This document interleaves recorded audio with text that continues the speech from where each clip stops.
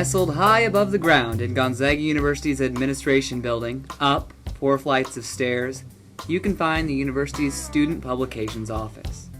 It is here that the university's student publications take shape. The student newspaper, the Gonzaga Bulletin, the university's yearbook, Spires, the literary and arts journal, Reflection, the scholarly opinion journal, Charter, and the online versions of all the publications are put together and published through this office. Student Publications also houses the advertising office, which is managed and staffed by students. The publications are overseen by the Publications Board. 10 voting members, consisting of Gonzaga students, faculty, and staff, are responsible for interviewing and hiring each of the publication's editor-in-chiefs and advisors. Once hired, these editors and advisors join the Publications Board in the capacity of non-voting members, providing input and feedback on the everyday operation of the publications. The Publications Board ultimately represents the publisher of the university's student publications. That's the university's president and its board of trustees. The board's charge is to ensure that Gonzaga's Jesuit, Catholic, and humanistic mission is upheld in the highest regard.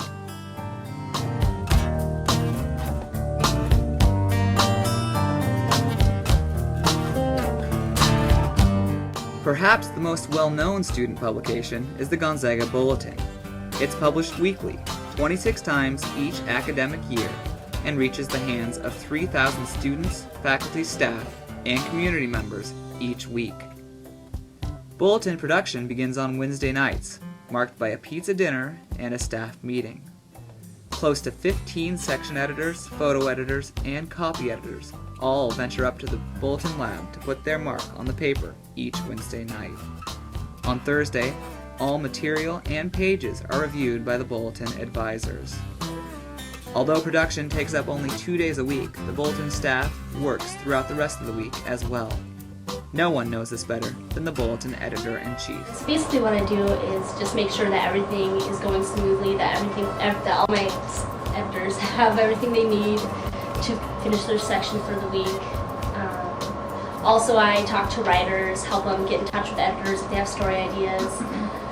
And I respond to all sorts of emails from the community and other emails that come in about possible story ideas. And then basically I read all the pages and check everything over before it goes to print. For all Bulletin editors, it's important to manage time well and to stay focused on the task at hand. One of the things that's really taught me is how to manage my time, just because it is pretty time consuming. You just kind of learn to be on top of things, even within working on the Bulletin, like make sure that you keep up on everything, keep up with writers, make sure that they're doing what they need to do, just so that you don't end up short. It's also something I wish I would have done a little more too.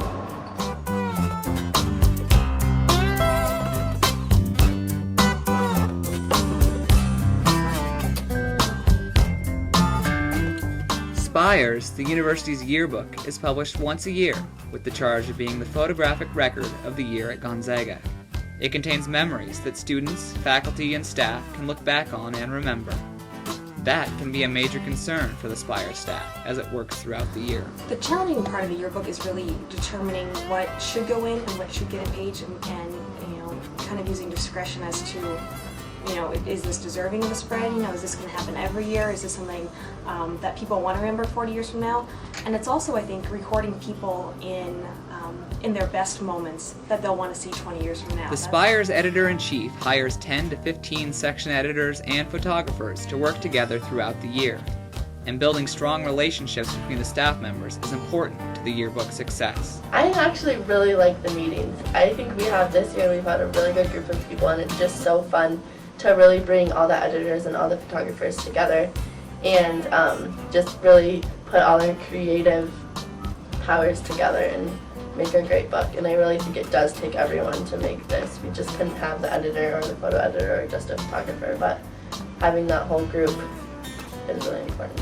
Presiding over a staff of 10 to 15 people can also put some pressure on the editor-in-chief. Leading a staff is a challenge, an amazing challenge, but a good one. It teaches you delegation, definitely, and trying to give away tasks and not just do them all yourself. Despite the challenges of leading a staff, there are also moments of accomplishment. Perhaps none greater than the day that the Spires is released. It gives you such a feeling of accomplishment when you can see something come out that has your name on it, that has your style on it, that has your fingerprint. It's going to be around forever here, so it's a great thing to do.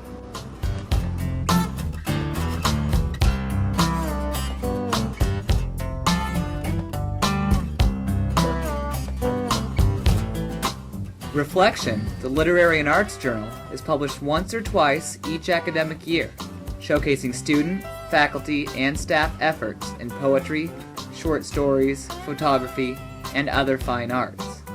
The Reflection staff works throughout the year, focusing on all sorts of tasks. Do we want to ask certain faculty members to send in poetry? How do we want to handle this? How many pages do we have left? Which ones are going to be in color, etc. This year we had talked a lot about putting this postcard in, about getting t-shirts together. Two of the biggest challenges the Reflection staff faces are soliciting submissions and publicizing that Reflection is available to the Gonzaga community. You start with advertising, you put out the flyers, you help people become aware that Reflection exists and that they want your stuff, they want your poetry that's in your computer, that's been sitting there, that we just might run. One such effort to publicize Reflection is the holding of readings, like the one you see To my here. feet, I let my hands slither and clean down the dirt. This was the kickoff party for Reflection's spring issue in 2006. Here, contributors had the chance to share their work with the Gonzaga community. Pretense of pomegranate seed, soft dyed, dulled red with ochre number 5, and cheap for half an hour's chill. Is there room beneath your broken arm? Thank you. Is there anyone else who is in Reflection this semester or last semester?